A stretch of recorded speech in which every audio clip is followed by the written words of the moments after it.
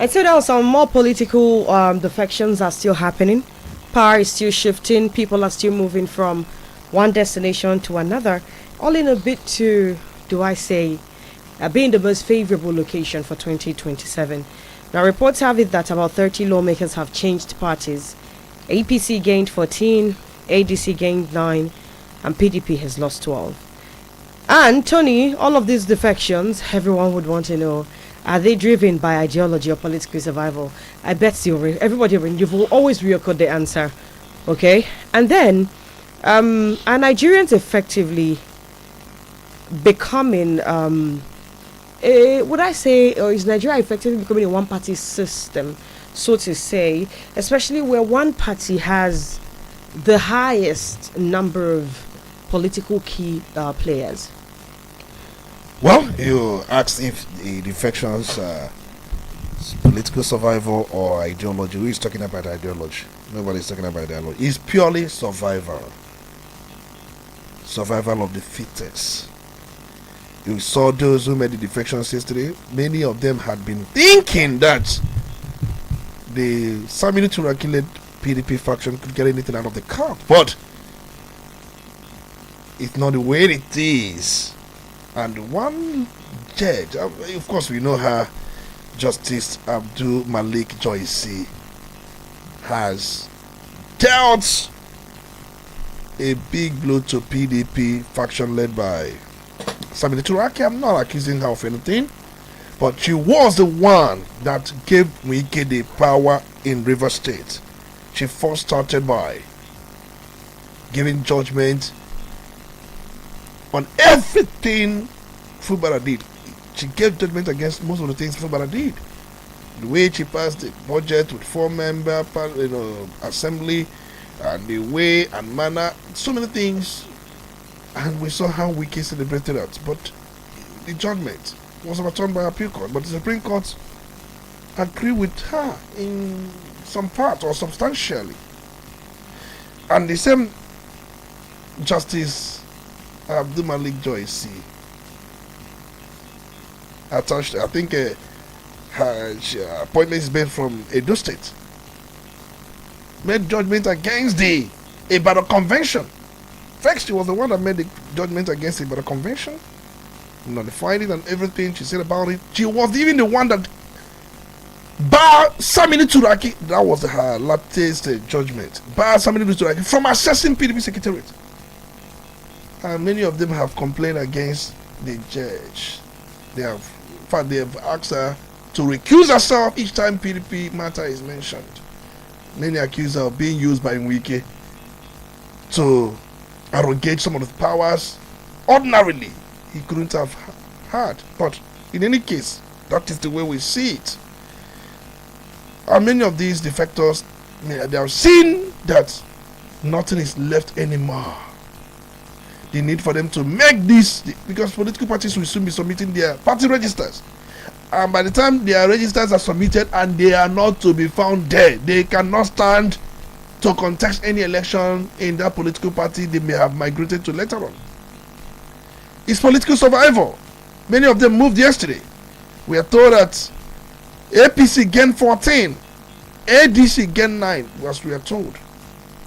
I don't know, because these were major movements. But the truth remains that it's all about political survival. Everybody knows that election is fast approaching, and many of them need to be where they should be to stand election. Many of them who are going to ADC, they are going to ADC for two reasons. Either that the APC will not give them ticket based on the governor of the state, because the governor of the state, as far as APC is concerned, is the leader of the party in that state. And he has influence on whom the party gives tickets. Or probably they are riding on the back of a political figure who they deem will make them win election. The defections are just for political survival, classified into two. Those who believe that it will be difficult to win under APC, and possibly APC will not give them tickets because of the governor. And those who feel that, yes, there is this political figure, we have to ride on his back to be able to win election, as we see in the case of Anambra State. Many of them who are in ADC in Anambra State, they are in ADC because they feel that it will be difficult for APC to win election in Anambra State, which they have not won. APC hasn't won any election in Anambra State, and possibly many of them would like to ride on the back of P2B, but they have got a big challenger in Abga, as seen in the last by-election and other elections we've seen so far. That is just that. And in many have said that Abga, of course, is working together with APC.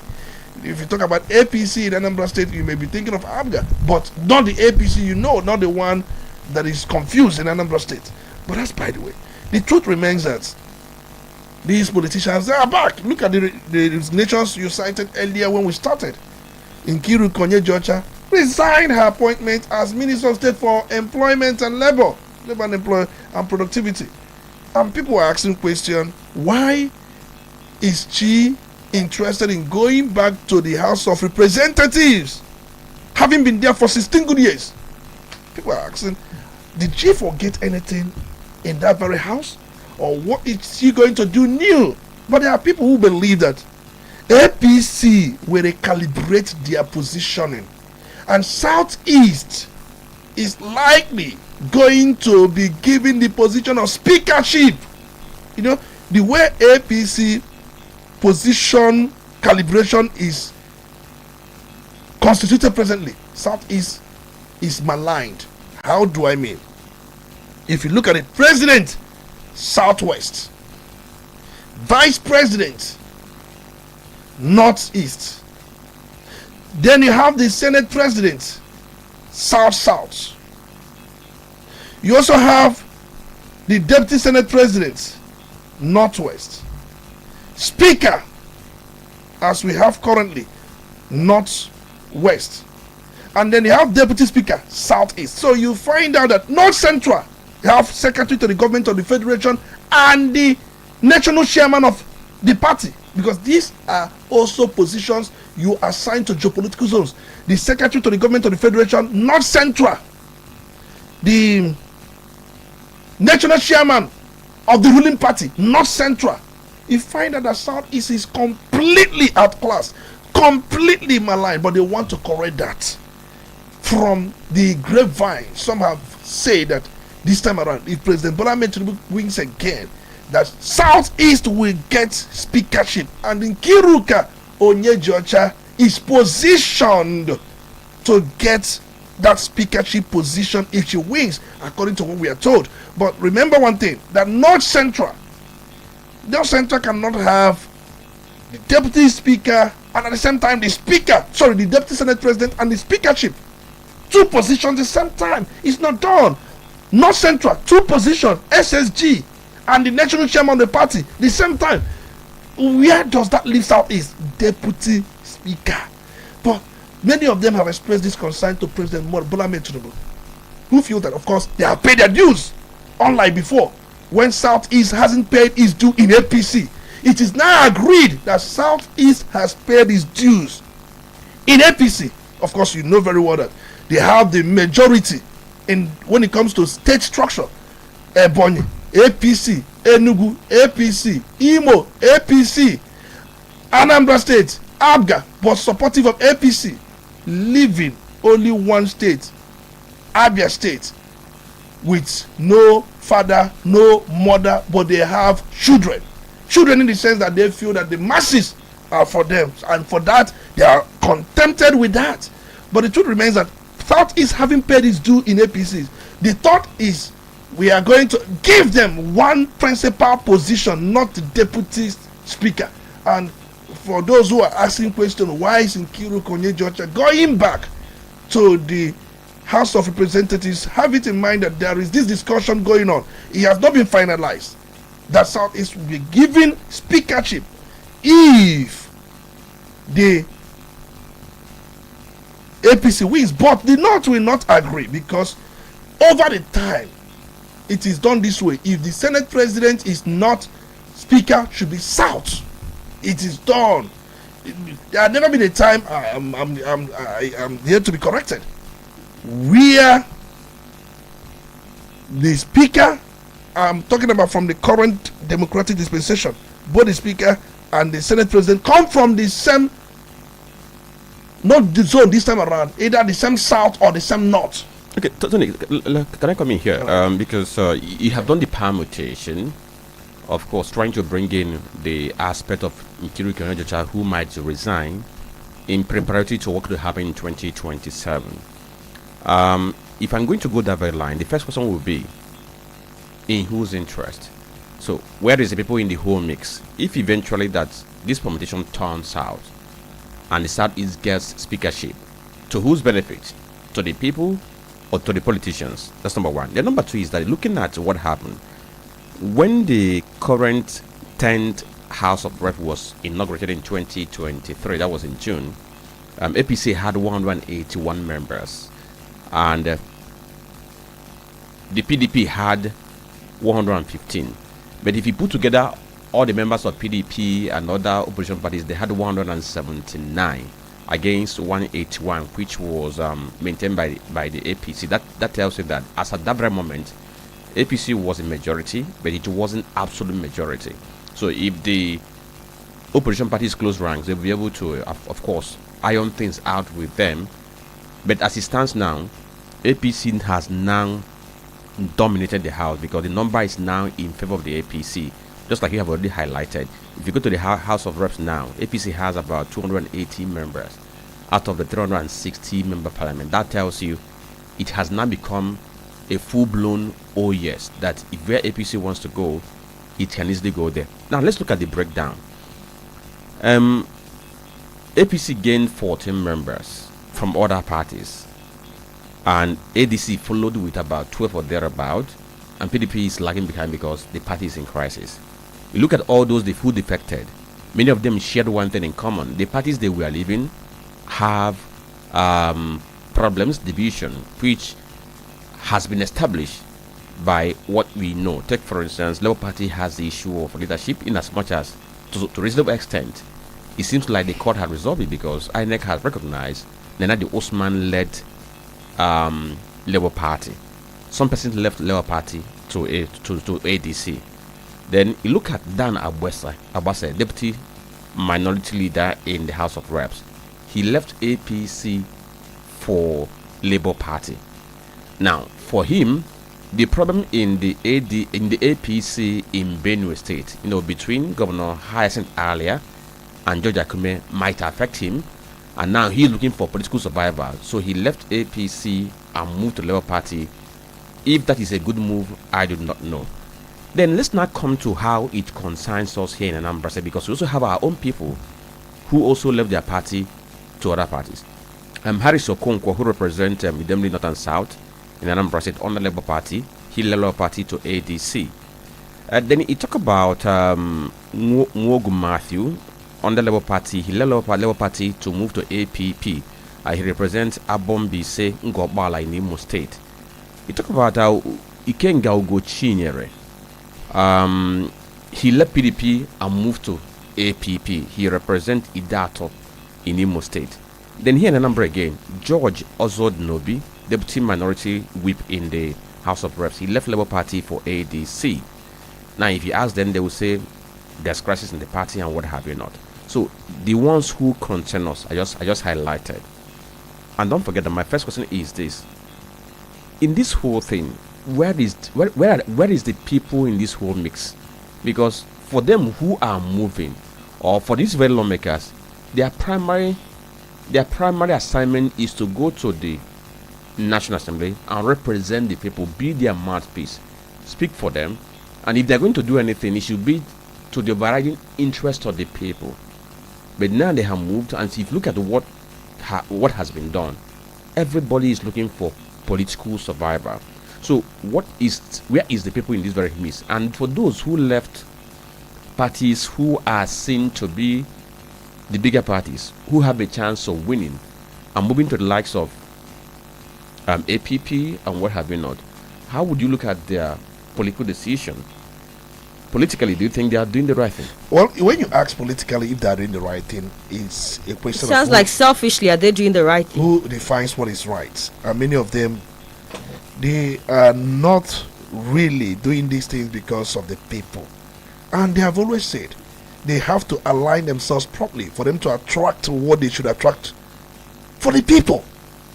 That if they listen to the people, they may not get what they should get for them.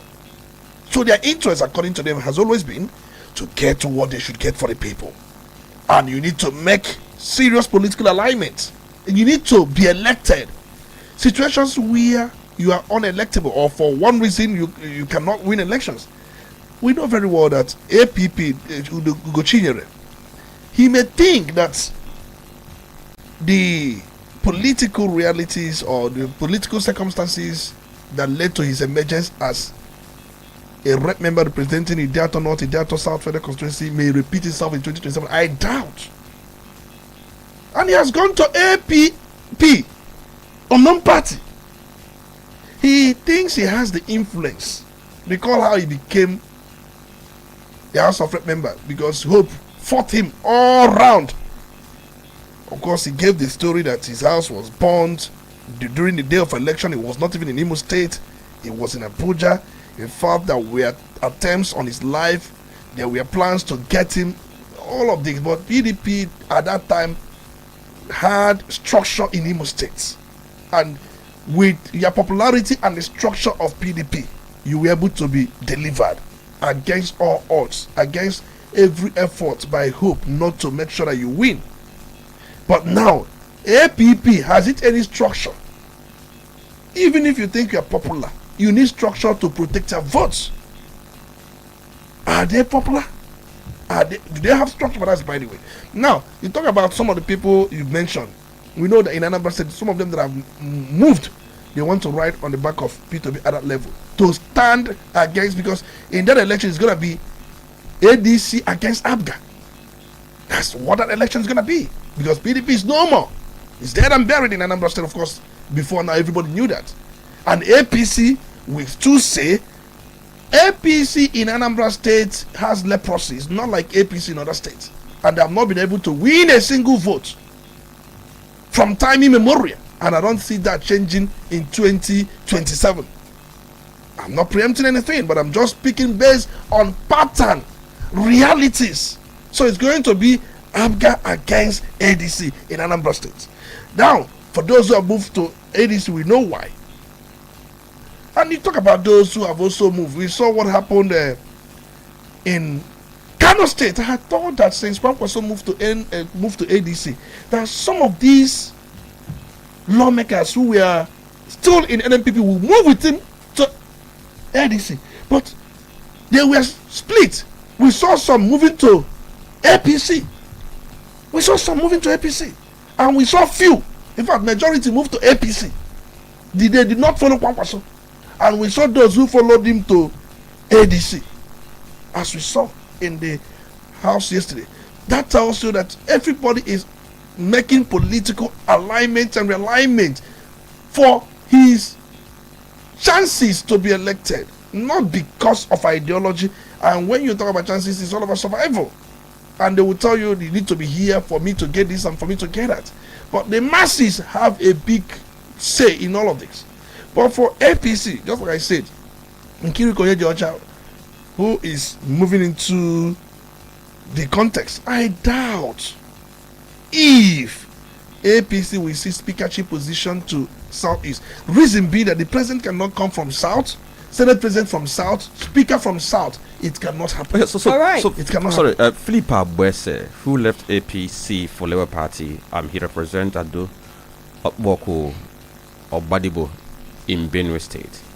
There is no crisis in APC. So if others are going to cite that there's crisis in the party for them to leave, why leave APC now? of course, he doesn't have any legal ground to cite.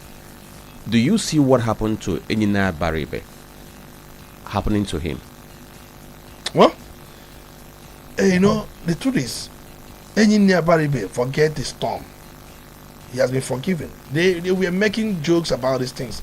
They allow everybody to make an alignment. I don't think such would happen. That of Enina Baribe has died down. And I know that it was just one of those jokes they do crack and to make it look as if they're serious.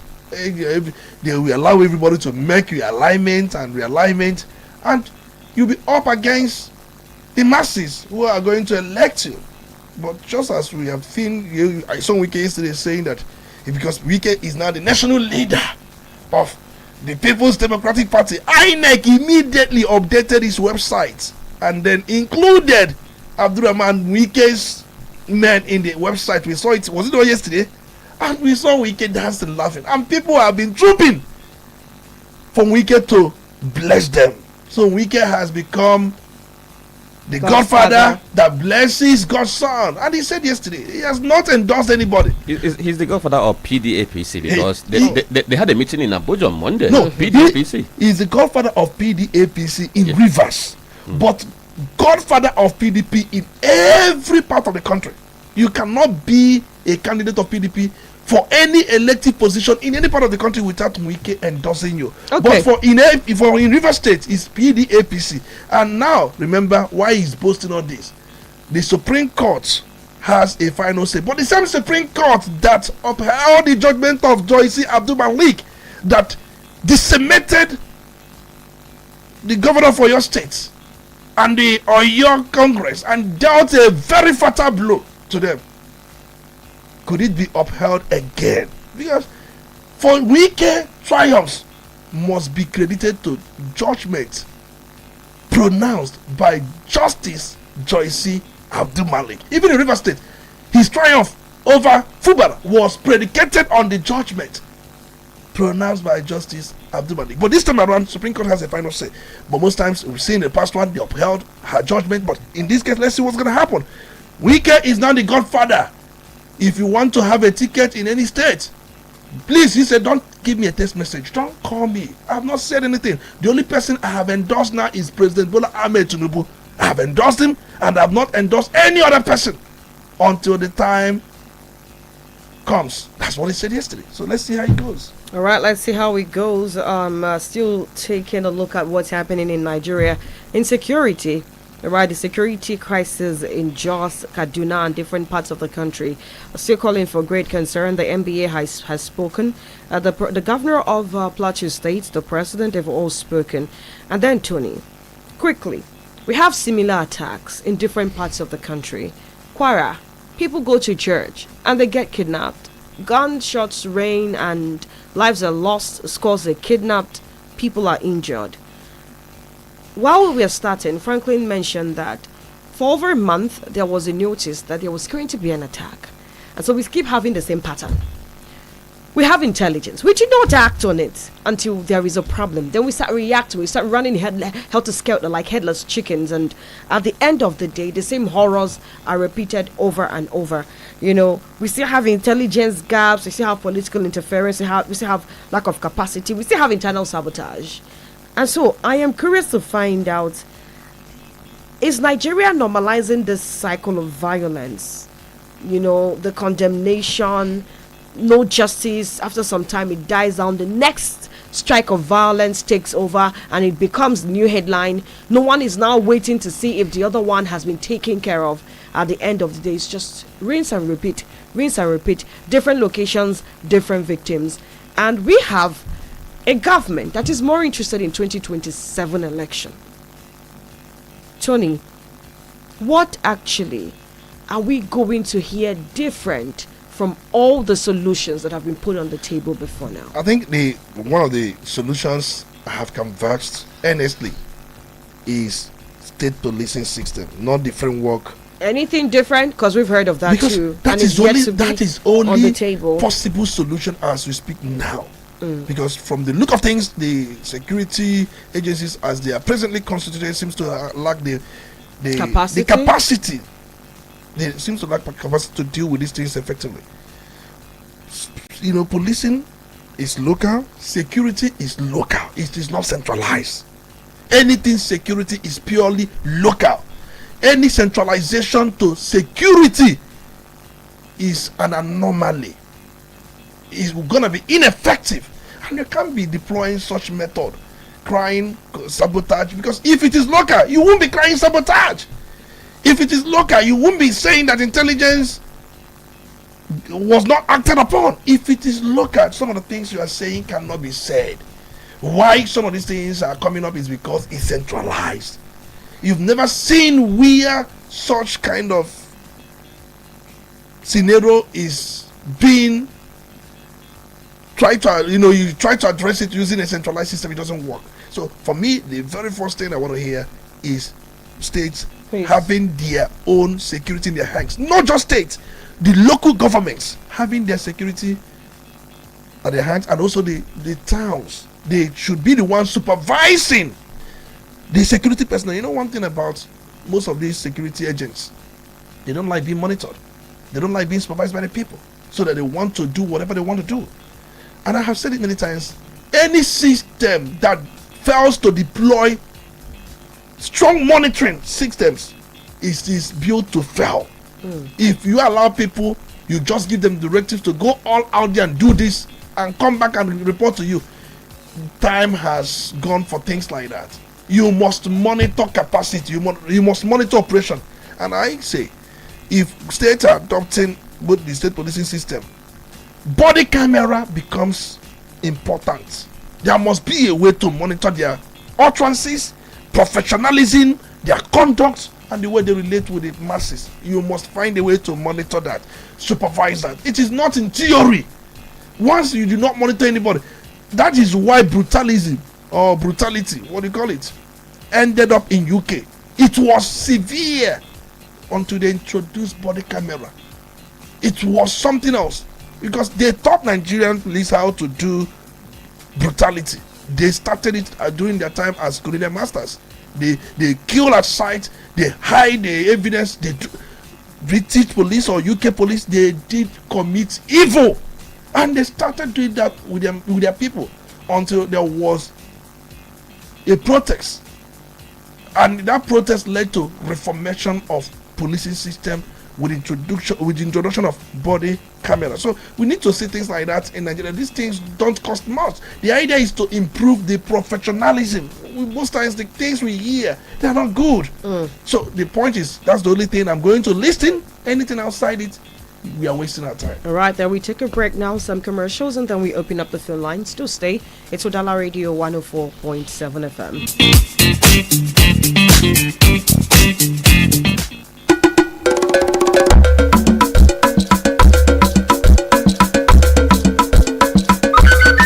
From the commercial city of Onitsha comes Udala Radio 104.7 FM, the voice of the region, where authentic news and entertainment meet.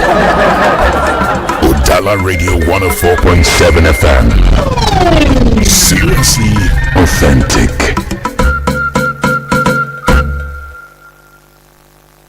Quality bread, Wendy's bread. For your family breakfast, Wendy's bread. Upper kitchen they do yellow, Wendy's bread.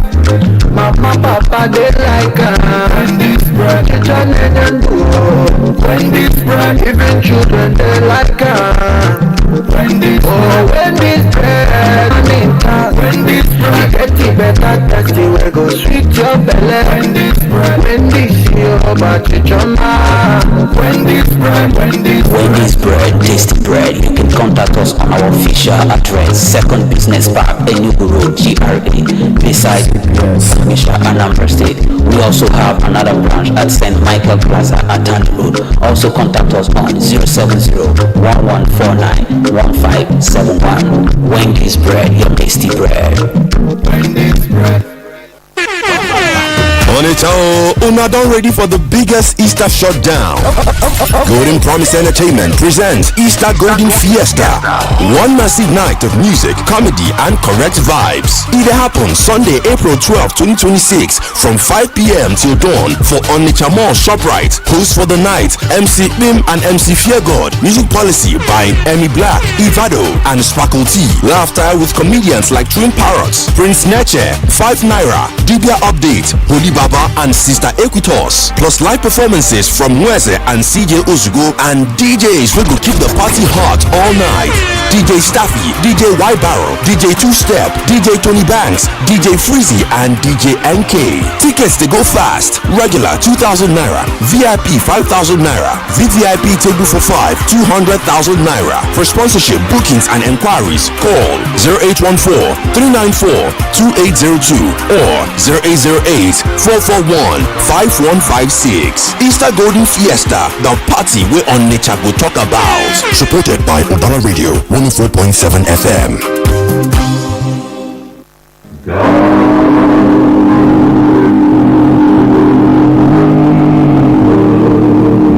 We, the families of late Mr. Michael Ezenwaka Anyake of Umuobiekwe Umumako Okpoko Autonomous Community and late Chief Nedu Ezerioha Dominic of Umwezi Iherike Umuisim Village Akpulu, both in Idato North Local Government Area of Imo State, sadly announced the death of a beloved wife, mother, aunt, daughter, sister, and grandmother Ezine Lucy Obumneme Ezenwaka Adade Rama aka Luxury Madam, who departed this life at the age of 64 years. Burial arrangement Thursday 16th April 2026, 7 a.m. Body departs Burumi Mortuary, Onitsha, for her hometown. 8 a.m. lying in state at her husband's compound. 10 a.m. Requiem Mass at St. James Catholic Church, Akbolo. 12 noon interment at her husband's compound, followed immediately by funeral rites and condolences from in-laws, friends, and well-wishers. Sunday 19th April 2026, 9 a.m. Thanksgiving Mass at St. James Catholic Church, Akbolo. May her gentle soul rest in perfect peace. Amen. Signed, Bennett Ezenwaka, husband for the family.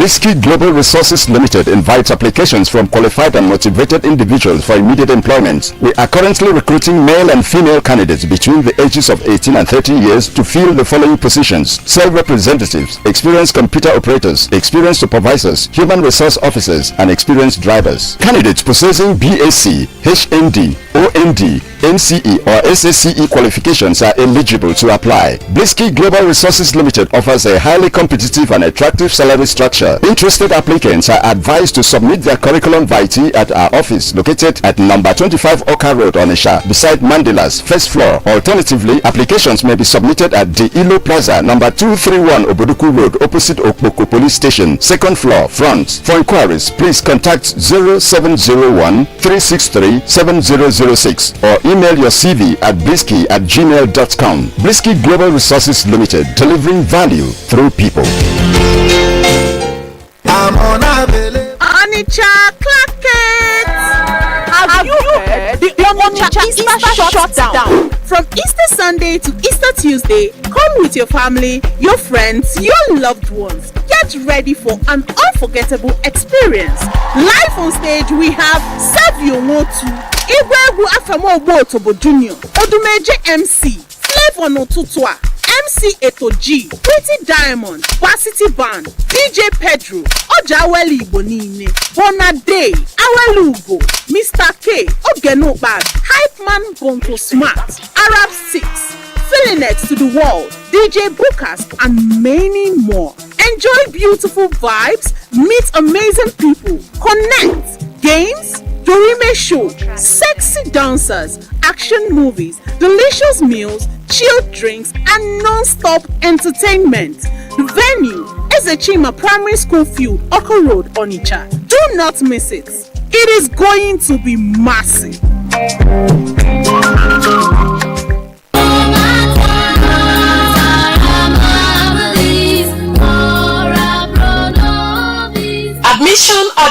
Admission.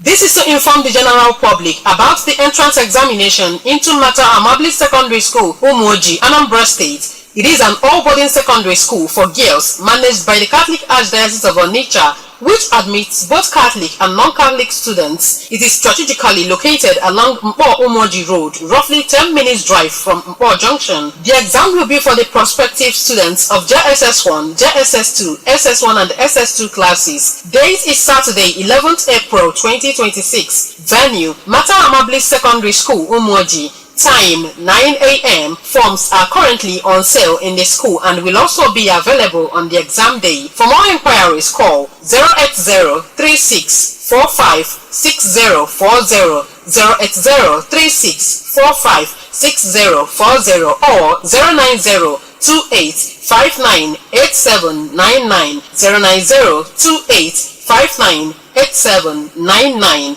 Signed, Management. I want to hear know the latest where they happen. Better pour open, don't enter for town. You want to upgrade your car, it day in town. For motorway get accident, you make an tantam.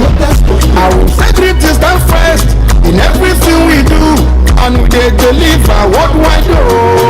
This not the latest update when I get for you. If your motor spoil and you want to fix some more, if you want to repaint some motor, no power open the run no more. Oh, man against if I'm a financial go manaka, and you put the autolocas, they go power open na nyoba. Ebi arumu panagi or the tam can kick off. You repent motor bi, or motor will accident. You tell autolocal power off. I know to not have a motor nambu or babu. Officer autolocas bus stop along Owerri Road. For more inquiry, why not Kalequentia 090-1100-2200. Angel Otolo Obama.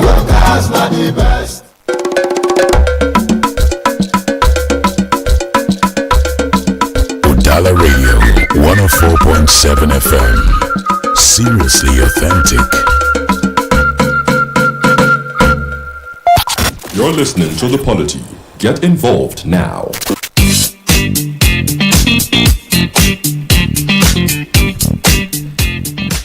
Alright then, put a call across to 0803-221-6973, 0803-827-6694 to join the conversation. Please be as objective as possible, and you have 2 minutes. Let's see. You have 2 minutes. You can drop your comment on Facebook, by the way. Udala Radio 104.7 FM is our handle. 0803-221-6973. Hello there. Yeah, hello, good morning. Yes, good morning. Yeah, good morning. Emeka speaking from Onitsha. Please, I want to correct something, but I know many people will not believe me. State police is good, local government police is good, family police is good, but Nigeria is not yet right for state police. Thank you. That is what I want to correct. Why do you say so? Why do you say so, Emeka? Why I say so is this. In other parts of the world, when the federal police has exhausted all their means in performance, that is when they create state police to close the lapses federal police has got in examining. But has federal police done their work 30%? They have not done that. So we are not yet right for state police. Even if we have state police, local government police, county police, we will still have the series of problems we still lie down. So this is what I want to correct. Thank you so much. Okay, so you are not correcting anything. You are not correcting anything. You are a member of anybody who says we are not right for state police is either a policeman or has a friend working in the police. So you don't correct anything. We don't need this idea now. We need to move forward. Look, for me, it's not even about. For me, it's not even about whether we need to forward. Let me ask you something. He's making his own. You want people to be dying every day, and we are.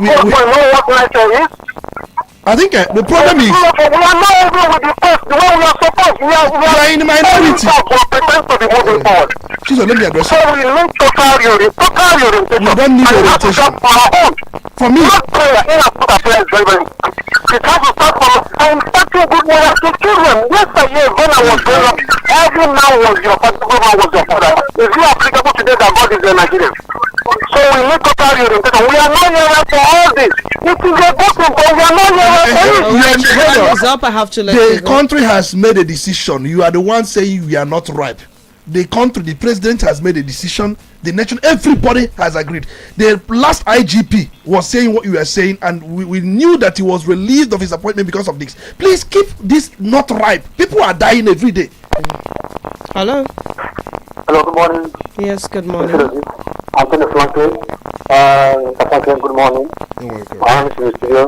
Good morning, Chris Abit. Anthony Meseta. I'm reaching this morning from Onitsha. I want to align myself with this matter of state policing system.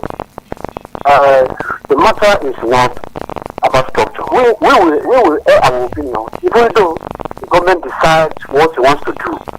So we will air our opinion, and if the government refuses it, that's so be that we have air our own opinion. So the attitude of profiling one or trying to give identity because it's a partisan or a member of police that is out of it. I have to say, on this note, there are several mechanisms other nations have adopted, which have adopted in Nigeria, and it has not worked. Take an INEC for INEC election, the thing that we did last election, the electronic transmission. It was on the presidential we were hearing about the news. See, we could have state police, which is good.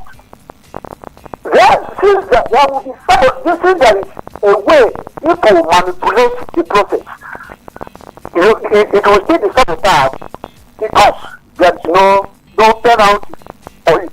Who has followed the person that gave the order that made those army officers that led that chief, is it that chief or so, that for the kidnappers to come and kidnap the girl. Until now, we are not been told who gave the order.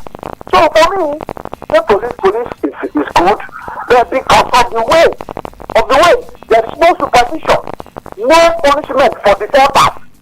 You will hear it again. You will hear there is you will hear the point to letter. So when we have this, then it's not a silver bullet to end insecurity. People are dying, and it is unfortunate. But if we have it, local police, public police, and see the system does not, when we don't politicize it, the thing continues. So it's not a silver bullet or a magic one to address insecurity. This happens. These politicians who used to manipulate the system will also manipulate and use it for their own selfish motives. Can I ask you a question, please? Go on. Are you in Anambra State? Yes, I am. Can you honestly review the performance of Agune Chamber officials? I mean, the impacts they have had since the institution of that, what I call it, force. Yes, sincerely speaking, the Agune Chamber introduction in the state has an impact. Positive or negative? Positive or negative? Positive. Okay. Positive. So if you understand, give me a second. If you understand community security, and you agree that the Agune Chamber institution has had a positive impact, then saying that we're not ripe for state police or we cannot use it at the moment is contradicting yourself. Hypocritical. Because that is the same exact structure that we have replicated here in Anambra State. And I promise you, do we have pockets of insecurity? Yes, we have. But the Anambra we had before they came on board is by far not the Anambra of today. And so if you agree with me that they are effective, it means state policing can be effective. That's true. Yes. I'm not condemning the police. One Bakassi came in Aba and Onitsha. They did well initially. Bakassi lacked legislative organization. There was legislative. There was no legislative. You can't bring it down. The state government was the one that introduced it. They were not non-state actors. Were they non-state actors? The truth is, I think if we are being honest, Bakassi era cannot be brought here. Why? Because they execute. They don't try. They don't prosecute. The problem Agune Chamber has now is that it cannot prosecute. But if you bring state policing, hand over to the police. Yes, if you bring state policing, they can prosecute because they were the one that made the arrest and saw evidence. See, give them legal backing for them to prosecute and bring people to justice. That's what people are asking. And some of us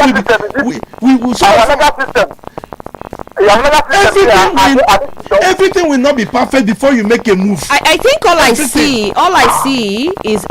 see are excuses. And you can't get anywhere with Excuses that are keeping us standing at a spot. And gentlemen, if you'd agree with me, what we need at this point. I mean, I close my eyes and I still remember the woman who was holding on to her child's dead body. I am a mother myself, and for every time I remember it, I have to hold back the tears because I can't even imagine. I will run mad. I am sure. I'm going to come. You know, the truth is this. Please, sorry, let me not. Please, can we allow him to go so that we can call? On a very good day, we have a time to discuss the component of state police so that people will be able to understand. Frankly, we've done this 4 years ago. No, we've done that. 4 years, let's 5 years. This argument we are doing so let's take another time to look have at been done 4 years ago. It's bizarre that people are. I don't know. What other solution do you have if you condemn state police? Good morning. They are in the minority. Don't mind them. They are in the minority. Good morning. They are. Yes, good morning. This democracy. Monday Johnson, I'm calling from Onitsha. Good to have you, Monday. You have a minute. I want to know, because Mr. Speaker Tony Mbeki has been a serious advocate, a serious and committed crusader of this state police.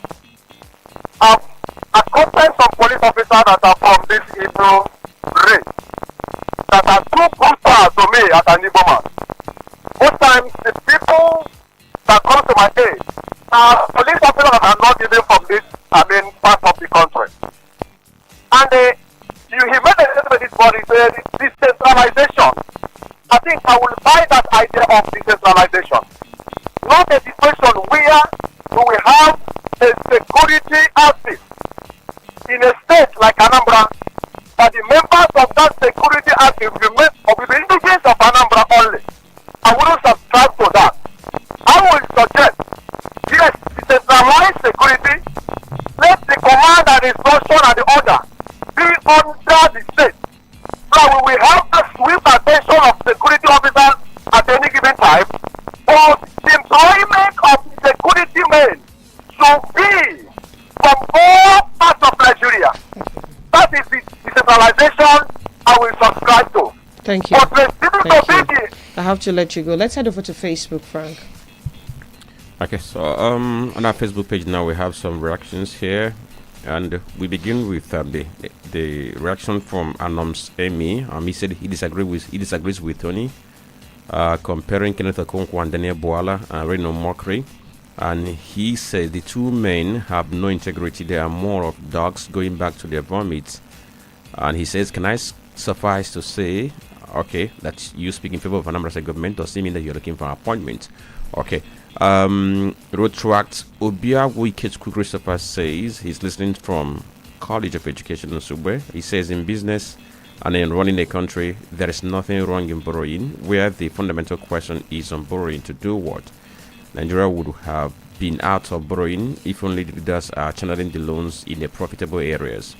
The recent reason for new borrowing does not worth it. We have other areas like energy and security that could improve the economy more than what we are being told today. From indications, we are far from coming out of debt anytime soon. John Umwe says, I wish to state with emphasis that it will be the eighth wonder of the modern world for Wiki to lose any case in the Nigerian Supreme Court. Dr. Mrs. Mwa Olebera from where says, all that this government is good at is borrow and keep borrowing for trivialities and frivolities. How can we keep borrowing for consumptions instead of productions and servicing rubber stamp lawmakers with jumbo allowances and provocative remunerations?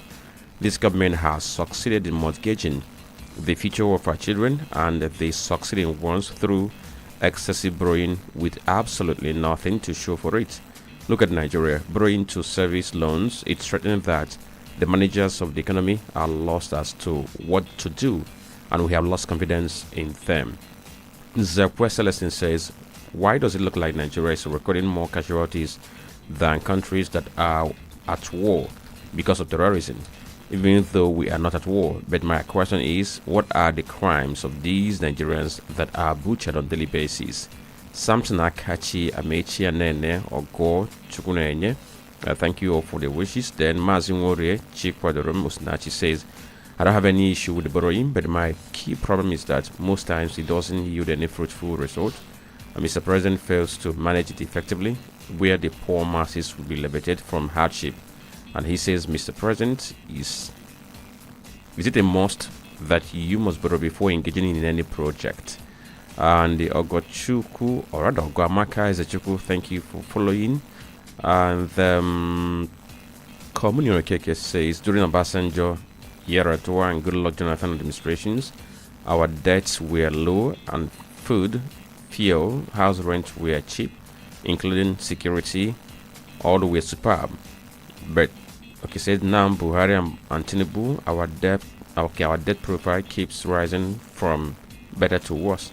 And he says fuel, food, house rent, they are also on the high side, including security. So I think we have to cap it here. All right then, Tony, what would your last words be? I know you have so much to say in response to some of these. In 1 minute. My brother, Daniel Buella and Reno Mokori, for me, they are better than Kenneth Okonkwo. And I have my reasons. I made comparison that they are the same before. But now I'm withdrawing that comparison, saying that Daniel Buella and Kenneth Okonkwo and Reno Mokori, they are better than Kenneth Okonkwo. Ask me why. Why? Because they never condemned their former principal. You will not hear Reno Mokori in all his tirade come against Atiku. You will not hear Daniel Buella in all his present tirade come against Atiku. But Kenneth Okonkwo, his present tirade, see the way he's even you obedient, now. He has not in any way have mercy on your master. He has persisted him many times. But for me, for one reason, you don't buy the fingers that once were with you and things like that. That's why I'm saying this. So for these two men, yes, we know they are political jobbers. Where you call them anywhere benefits, but you will not see them. Kenneth Okonkwo can be equated in the ranks of Femi Fani-Kayode. But Femi Fani-Kayode, somehow, he doesn't go against his former boss. But for me, these things are immaterial. I don't know, it was a casual comment we are making here. That is by the way. And then, for those who are saying that state police, I know why you people are saying this. You think it can be used during an election. No, state police cannot be used during a particular state election. I know why. Forget, come out. We know your sentiments. We know where you are. And we know where some of you that once said we need state police, you are now saying one thing. We know. See, forget your sentiment. What we are talking about, what would be good for everybody.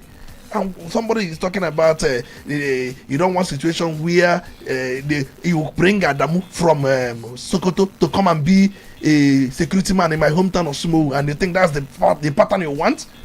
Don't you know that for effective policing and effective security, you must know the nuances, everything. You must mix with the people appropriately to the point that they not even know that you are doing this work.